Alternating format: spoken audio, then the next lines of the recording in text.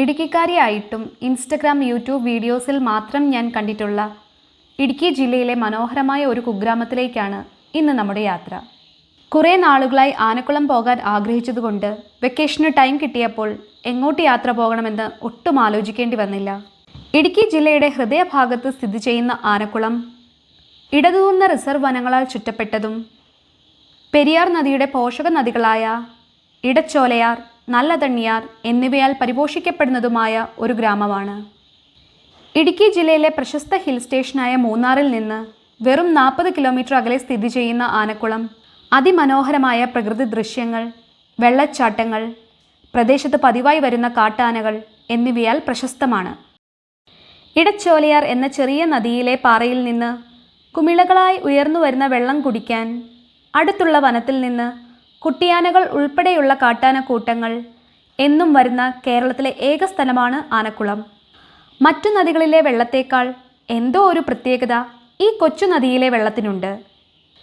നദീതടത്തിലെ പാറകളിലൂടെ ഒലിച്ചിറങ്ങുന്നതായി വിശ്വസിക്കപ്പെടുന്ന ധാതുക്കൾ വെള്ളത്തിന് ഉപ്പുരസം നൽകുന്നു എന്നാണ് നാട്ടുകാരിൽ ചിലർ പറയുന്നത്. ഓരുവെള്ളം എന്നാണ് അവർ ഇതിനെ വിളിക്കുന്നത്. എന്നാൽ മറ്റു ചിലരുടെ വാദം നദിയുടെ അടിത്തട്ടിൽ നിന്നാണ് ഓരുവെള്ളത്തിൻ്റെ ഉത്ഭവം എന്നാണ്. എന്നിരുന്നാലും അധികാരികൾ ഇത് പരിശോധിച്ച് സ്ഥിരീകരിച്ചിട്ടില്ല. ഉപ്പുരസമുള്ള ഈ വെള്ളം കുടിക്കാനാണത്രേ ആനകൾ എന്നും കിലോമീറ്ററുകൾ സഞ്ചരിച്ച് ഈ പ്രദേശത്തെത്തുന്നത്. സമീപത്തുള്ള വനത്തിലെ ആനകൾ മാത്രമല്ല, മറ്റു പല വനപ്രദേശത്തുമുള്ള ആനകൾ കിലോമീറ്ററുകളോളം സഞ്ചരിച്ച് ഈ ഓരുവെള്ളം കുടിക്കാൻ വരും എന്നൊക്കെ പറയപ്പെടുന്നു. അതുകൊണ്ട് തന്നെ ആനകളുടെ കുളം എന്നർത്ഥം വരുന്ന ഗ്രാമത്തിൻ്റെ പേര് അതിനോട് വളരെയധികം നീതി പുലർത്തുന്നതായി എനിക്ക് ഫീൽ ചെയ്തു. ഈ നദിയിൽ ഇപ്പോൾ വേനൽക്കാലമായതുകൊണ്ട് തീരെ ആഴവും ഒഴുക്കുമില്ല. കുഞ്ഞിക്കുട്ടികൾക്ക് വരെ ഇറങ്ങി മറുവശം എത്താവുന്ന വെള്ളമേ ഇപ്പോൾ ഉള്ളൂ. പിന്നെ ഈ സ്ഥലത്തിൻ്റെ മറ്റൊരു പ്രത്യേകത, ഇവിടെ ഒരു വശം തദ്ദേശവാസികളുടെ വാസസ്ഥലവും മറുവശം വനവുമാണ്. നമ്മൾ ഇപ്പോൾ നിൽക്കുന്നത് ഇടുക്കി ജില്ലയിൽ ആണെങ്കിലും അപ്പുറം കാണുന്ന റിസർവ് വനമായ കുട്ടമ്പുഴ സ്ഥിതി ചെയ്യുന്നത് എറണാകുളം ജില്ലയിലാണ്. ആദ്യം കുട്ടമ്പുഴ ഇടുക്കി ജില്ലയുടെ ഭാഗമായിരുന്നു. പിന്നീടത് എറണാകുളം ജില്ലയുടെ ഭാഗമാക്കി. എന്നാൽ വീണ്ടും കുട്ടമ്പുഴ ഇടുക്കി ജില്ലയോട് തന്നെ ഈ അടുത്ത് കൂട്ടിച്ചേർത്തു. ഞാൻ ഈ വീഡിയോ എടുക്കുമ്പോൾ അപ്പുറമുള്ള റിസർവ് ഫോറസ്റ്റ് എറണാകുളം ജില്ലയുടെ ഭാഗമായിരുന്നെങ്കിലും ഇപ്പോൾ ഈ വീഡിയോ അപ്ലോഡ് ചെയ്യുന്ന ടൈമിൽ ഈ കാണുന്ന വനം ഇടുക്കി ജില്ലയുടെ ഭാഗമായി മാറിയിട്ടുണ്ട്. വിചാരിച്ചതിലും നേരത്തെ തന്നെ ആനക്കുളം എത്തിയതുകൊണ്ട് ഇവിടെയൊക്കെ ചുറ്റി നടന്നു കാണാൻ പറ്റി. ജീപ്പ് സഫാരിക്ക് പോരുന്നോ എന്ന് ചോദിച്ച് കുറേ ചേട്ടന്മാർ വന്നെങ്കിലും ആ ടൈമിലെങ്ങാനും ആനകൾ ഇവിടെ വെള്ളം കുടിക്കാൻ വരുമോ, അത് കാണാൻ പറ്റാതെ ആകുമോ എന്നൊക്കെ ഓർത്ത് സഫാരിക്ക് പോയില്ല. വൈൽഡ് ലൈഫിനോട് ഒരു പ്രത്യേക താല്പര്യമുള്ളതുകൊണ്ട് ആനകളെ കാണുക എന്നതിനായിരുന്നു ഞാൻ മുൻഗണന കൊടുത്തത്. പക്ഷേ ആനകൾ വൈകുന്നേരം വരൂ, ഇപ്പോൾ സഫാരിക്ക് പോകാം എന്നൊക്കെ അവർ പറഞ്ഞെങ്കിലും എനിക്കത്ര താല്പര്യം തോന്നിയില്ല. എപ്പോഴെങ്കിലും മനസ്സ് മാറി ജീപ്പ് സഫാരിക്ക് പോകും എന്നോർത്തിട്ടാകും അവർ കൂടെ നിന്ന് ആനക്കുളത്തെ പറ്റി കുറേ കാര്യങ്ങൾ പറഞ്ഞു തന്നു. അതിൽ എനിക്ക് കൗതുകകരമായി തോന്നിയത് ഈ കാണുന്ന 4 കല്ലുകളാണ്. ആനക്കുളത്തിലെ അത്ഭുത ജലത്തിൻ്റെ രഹസ്യം ഈ 4 കല്ലുകൾക്കിടയിലാണ് മറഞ്ഞിരിക്കുന്നത്. ഇത്രയും ദൂരം സഞ്ചരിക്കുന്ന പുഴയായിട്ടും ആനകൾ ഓരുവെള്ളം തേടി ഈ കാണുന്ന പ്രദേശത്ത് മാത്രമാണ് പതിവായി എത്തുന്നത്. ഈ കല്ലുകൾക്കിടയിലുള്ള വെള്ളത്തിലേക്ക് ആഴത്തിൽ തുമ്പിക്കൈ ഇറക്കി ആനകൾ ഓരുവെള്ളം കുടിക്കുമെന്നാണ് അവർ പറഞ്ഞത്. ആനകളെ ഇന്ന് കാണാൻ പറ്റിയിരുന്നെങ്കിൽ ഈ ചേട്ടന്മാർ പറയുന്ന കാര്യം സത്യമാണോ എന്ന് മനസ്സിലാക്കാമായിരുന്നു. പിന്നെ ഇവിടെ അധികം ഹോട്ടലുകളൊന്നുമില്ല. ചായയും കടിയും നാടൻ ഊണുമൊക്കെ കിട്ടുന്ന ചെറിയ കടകൾ മാത്രമേ ആനക്കുളത്തുള്ളൂ. ആധുനികതയുടെ അനുകരണമോ ശബ്ദകോലാഹലമോ ഒന്നുമില്ലാത്ത മനോഹരമായ ഒരു കൊച്ചു ഗ്രാമം, അതാണ് ആനക്കുളം. ബാക്കിയുള്ള സ്ഥലങ്ങളിലെ ഹ്യൂമൻ ആനിമൽ കോൺഫ്ലിക്റ്റ് ഇന്നൊരു ചർച്ചാ വിഷയമാണ്. എന്നാൽ ഇവിടെ മനുഷ്യനും ആനയും തമ്മിൽ ഒരു സൗഹൃദ ബന്ധമുണ്ട്. അതിനുദാഹരണമാണ് ഈ കാണുന്ന വോളിബോൾ കോർട്ട്. ആളുകൾ ഈ ഗ്രൗണ്ടിൽ വോളിബോൾ കളിക്കുന്ന അവസരത്തിൽ തന്നെ കാട്ടാനകൾ ഇവിടെ ഓരുവെള്ളം കുടിക്കാൻ വരും. കളിക്കാൻ വരുന്നവർ ആനക്കൂട്ടത്തെ പ്രകോപിപ്പിക്കാറുമില്ല, ആനകൾ മനുഷ്യരെ ആക്രമിക്കാറുമില്ല. എന്നാൽ പുറത്തുനിന്ന് വരുന്ന വിനോദസഞ്ചാരികൾ എത്തരക്കാരായിരിക്കുമെന്ന് ഉറപ്പില്ലല്ലോ. അതുകൊണ്ട് ഈ സമാധാനപൂർണമായ അന്തരീക്ഷം നിലനിർത്താൻ ആനകൾ വരുന്ന സമയം ഫോറസ്റ്റ് ജീവനക്കാർ പുഴയിൽ കളിക്കുന്നവരോട് ഉടൻ തന്നെ റോഡിലേക്ക് കയറാൻ നിർദ്ദേശിക്കും. ആനക്കുളത്തിനോട് ചേർന്ന് തന്നെ ഫോറസ്റ്റ് ഡിപ്പാർട്ട്മെൻറ്റിൻ്റെ കീഴിൽ പ്രവർത്തിക്കുന്ന ഒരു നക്ഷത്രവനമുണ്ട്. ആനക്കുളത്തിൽ നിന്ന് 50 മീറ്റർ മാറി വോളിബോൾ കോർട്ടിനോട് ചേർന്ന റോഡിൽ നിന്നും ആനകളെ കാണാൻ സാധിക്കുമെങ്കിലും ചിലപ്പോൾ നല്ല തിരക്കായിരിക്കും.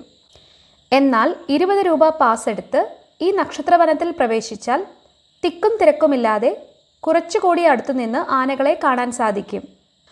പലയിനം മരങ്ങളും മുളയും ഉള്ളതിനാൽ പക്ഷികളുടെ പറുദീസ എന്ന് നമുക്ക് ഈ കൊച്ചു വനത്തെ വിശേഷിപ്പിക്കാം.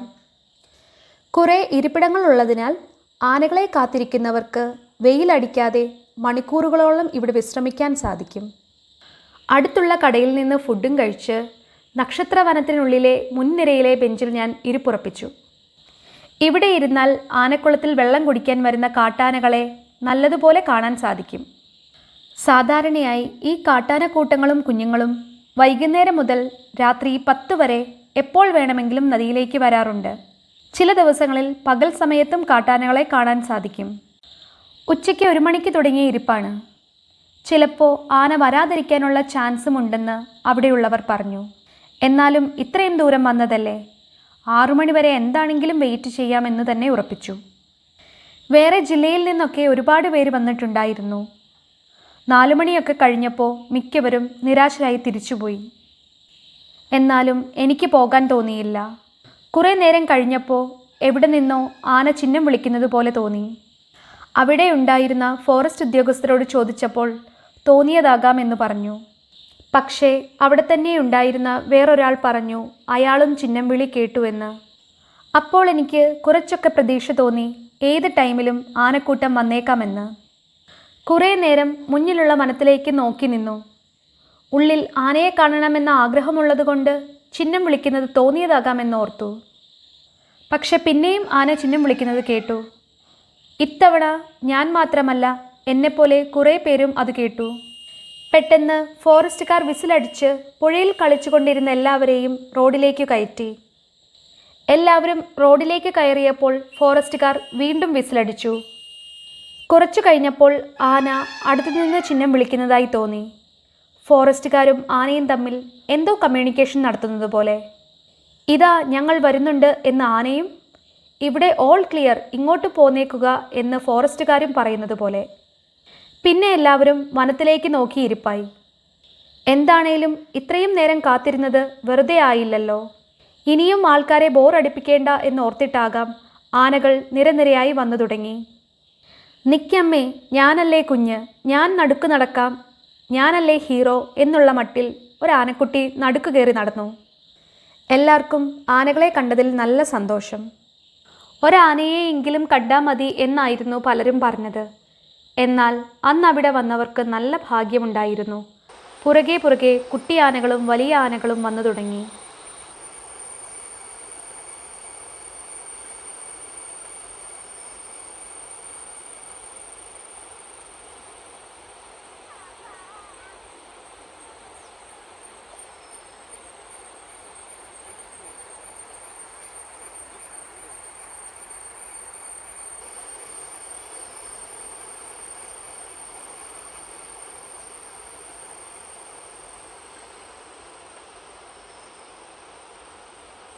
ആൾക്കാരുടെ ബഹളം വകവയ്ക്കാതെ ആനകൾ പുഴയിലേക്കിറങ്ങി ഓരുവെള്ളം കുടിക്കാൻ തുടങ്ങി. നേരത്തെ ജീപ്പ് സഫാരിക്ക് വിളിച്ച് ചേട്ടൻ പറഞ്ഞതുപോലെ ഒരു സ്ഥലത്ത് മാത്രമായി കൂട്ടം കൂടി നിന്നാണ് ആനകൾ വെള്ളം കുടിക്കുന്നത്. ഇത് കണ്ടപ്പോൾ ഓരുവെള്ളത്തിൻ്റെ ഉത്ഭവം നദിയുടെ അടിത്തട്ടിൽ നിന്നാണ് എന്ന് പറയുന്നവരോട് യോജിക്കാനാണ് എൻ്റെ മനസ്സ് പറയുന്നത്. കാരണം പാറകൾക്കിടയിലൂടെ വരുന്ന ധാതുക്കളാണ് നദിയിലെ വെള്ളത്തിന് ഉപ്പുരസം നൽകുന്നത് എങ്കിൽ ഈ പുഴയിൽ ഉടനീളം ഓരുവെള്ളം ലഭിക്കേണ്ടതാണ്. എന്നാൽ ആനകൾ ചില പ്രത്യേക സ്ഥലത്തു നിന്ന് മാത്രമാണ് തുമ്പിക്കൈ ആഴത്തിലേക്കിറക്കി ഓരുവെള്ളം കുടിക്കുന്നത്. അതും നിങ്ങൾക്ക് നോക്കിയാൽ മനസ്സിലാകും. ഇവർ മുകളിലെ വെള്ളമല്ല കുടിക്കുന്നത്, തുമ്പിക്കൈ ആഴത്തിലേക്കിറക്കി എവിടെ നിന്നോ എന്തോ തപ്പിയെടുത്ത് കുടിക്കുന്നത് പോലെ തോന്നുന്നില്ലേ? എന്തായിരിക്കും അത്? അത് ഇന്നും അവ്യക്തമായി തുടരുന്നു. പിന്നെ നിങ്ങൾ ശ്രദ്ധിച്ചോ, ഇതിൽ പിടിയാനകളാണ് കൂടുതൽ. കൊമ്പന്മാർ സാധാരണയായി ഇവിടെ വരില്ല. അതിനു പിന്നിലും ഒരു കഥയുണ്ട്. പണ്ടും ആനകൾ ഇവിടെ ഓരുവെള്ളം കുടിക്കാൻ വരുമായിരുന്നു. കൊടും കാട്ടിൽ പോകാതെ തന്നെ ആനകളെ ഇത്രയും അടുത്ത് കാണാൻ കിട്ടുന്നതല്ലേ. അന്നുള്ളവർ ഇവിടെ വെള്ളം കുടിക്കാൻ വരുന്ന കൊമ്പൻ ആനകളെ കൊമ്പിനായി വേട്ടയാടിയിരുന്നു. എന്നാൽ പിടിയാനകളെ വെറുതെ വിടും. ഇതിങ്ങനെ തുടർന്നു പോയപ്പോൾ ആനകൾക്ക് മനസ്സിലായി കൊമ്പന്മാർ ഇവിടെ വന്നാൽ ആളുകൾ വേട്ടയാടുമെന്ന്. കേൾക്കുമ്പോൾ നമുക്ക് അത്ഭുതം തോന്നാം, പക്ഷേ അതാണ് യാഥാർത്ഥ്യം. പിന്നീട് അങ്ങോട്ട് കൊമ്പന്മാർ ഇവിടെ വരാറില്ല. തലമുറകളോളം ആനകൾ തമ്മിൽ ഇത് പറഞ്ഞു കൊടുത്തു കാണും. പിന്നീട് അങ്ങോട്ട് പിടിയാനകളും കുട്ടികളും മാത്രമായി വരവ്. കൊമ്പന്മാർക്ക് അന്നത്തെ ആ വേട്ടക്കാർ കാരണം ഈ അത്ഭുത ജലം കിട്ടാക്കനിയായി മാറി. എന്നാൽ കുറച്ചു വർഷങ്ങളായി 1-2 കൊമ്പന്മാർ ഇവിടെ വരുന്നുണ്ടെന്ന് നാട്ടുകാർ പറഞ്ഞു. കൊമ്പന്മാർ വന്നു തുടങ്ങട്ടെ. ഇവിടെ നാട്ടിൽ നിയമം വന്നതും ആളുകൾ വേട്ട നിർത്തിയതുമാകട്ടെ പുതിയ തലമുറയിലെ ആനകൾ അങ്ങോട്ടും ഇങ്ങോട്ടും പറയുന്നത്. അങ്ങനെ കൊമ്പന്മാരും പ്രകൃതിയിലെ ഈ മിസ്റ്റീരിയസ് ആയ വെള്ളം ആസ്വദിച്ചു കുടിക്കട്ടെ. ഭാഗ്യവശാൽ നമുക്കും ഒരു കൊമ്പനാനയെ കാണാൻ പറ്റി. നാട്ടുകാർ പറഞ്ഞതനുസരിച്ച് ഈ പ്രദേശത്ത് വരുന്ന ആനകൾ ഇവിടെ നിന്ന് ഓരുവെള്ളം കുടിക്കാറേയുള്ളൂ, കുളിക്കാറില്ല. അതിനൊരു അപവാദം കുട്ടിയാനകൾ മാത്രമാണ്. ഓരുവെള്ളത്തെ പവിത്രജലമായി കണക്കാക്കുന്നത് കൊണ്ടായിരിക്കാം മുതിർന്ന ആനകൾ ഇവിടെ കുളിക്കാത്തത്. നമ്മൾ മനുഷ്യരെ പോലെ തന്നെ കുടിക്കുന്ന ജലം അശുദ്ധമാക്കരുതെന്ന ചിന്ത ആനകൾക്കും ഉണ്ടായിരിക്കാമല്ലേ.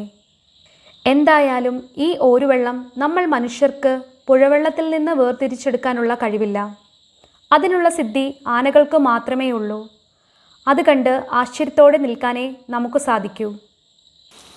ഒരാനയെപ്പോലും കാണില്ല എന്ന് വിചാരിച്ച ഞങ്ങൾക്ക് അവർ നല്ല കുറേ കാഴ്ചകൾ തന്നു രസിപ്പിച്ചു. കുട്ടിയാനകളുടെ കുസൃതിത്തരവും ഓരുവെള്ളം കുടിക്കുന്ന രീതിയും എല്ലാമായിട്ട് ആനക്കുളം ട്രിപ്പ് എന്നെ നിരാശപ്പെടുത്തിയില്ല. ഇടയ്ക്ക് തിമിർത്ത് പെയ്ത മഴ പോലും വകവയ്ക്കാതെ വേണ്ടുവോളും ആ കാഴ്ച ആസ്വദിച്ചു. കേരളത്തിലെ മറ്റു ഭാഗങ്ങളിൽ കാട്ടാനകൾ ആക്രമിക്കുകയോ നാശനഷ്ടങ്ങൾ വരുത്തുകയോ ചെയ്യുന്ന സംഭവങ്ങൾ റിപ്പോർട്ട് ചെയ്യപ്പെട്ടിട്ടുണ്ടെങ്കിലും ആനക്കുളത്ത് അത്തരം സംഭവങ്ങളൊന്നും ഉണ്ടായിട്ടില്ല.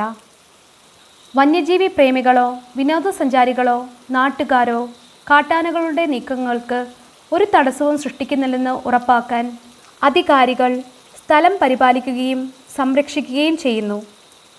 നദിയിലിറങ്ങാൻ വൈകുന്നേരം 5:30 വരെ അനുവാദമുണ്ട്. അതിനുശേഷം വനപാലകർ ആളുകളെ നദിയിലോ നദീതീരത്തോ തങ്ങാൻ അനുവദിക്കില്ല. 100 മീറ്റർ അകലെയുള്ള റോഡിൽ നിന്ന് കാട്ടാനകളെ കാണാൻ അനുവാദമുണ്ട്. രാത്രിയിൽ വൈകി വരുന്ന കാട്ടാനകളെ കാണാൻ സഹായിക്കുന്നതിനായി വനം വകുപ്പ് ഒരു ഹൈമാസ്റ്റ് ലൈറ്റ് സ്ഥാപിച്ചിട്ടുണ്ട്. മിക്ക ദിവസങ്ങളിലും ഈ കാട്ടാനക്കൂട്ടത്തെ കാണാൻ കഴിയുമെങ്കിലും അത് ഉറപ്പില്ല. നിങ്ങൾ നിരാശപ്പെടരുത്.